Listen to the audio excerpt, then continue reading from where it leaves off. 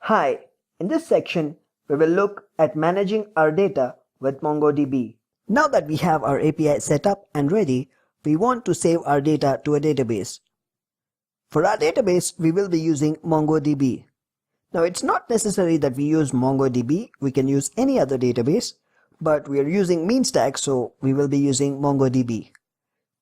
Now that we have our MongoDB server set up and running, we can use the Mongo client in our Node application. But we will be using a different client called Mongoose. Now it's not necessary for us to use Mongoose. We can still use the default MongoDB client, but we will not have access to features like validations, schemas, and models. And also, we have to write the queries ourselves. With Mongoose, we will have access to something called models, which are blueprints which allow us to create data objects which have functions like save, edit, delete. So we will not have to write our functions ourselves, and we have validations. So let's install Mongoose then.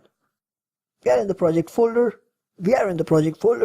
and we run npm install save Mongoose. And while it installs, I'll also require it into my application. So I'll say const mongoose require Mongoose. Alright, now we need to connect our application to our MongoDB. So we'll do that with Mongoose, saying mongoose.connect, and we need to point it to the database. So I'll say MongoDB localhost, and my MongoDB is running on port 27017.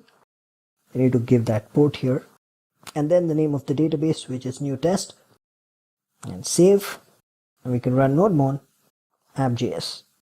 Right, so we are running. Alright, so that's how we install Mongoose.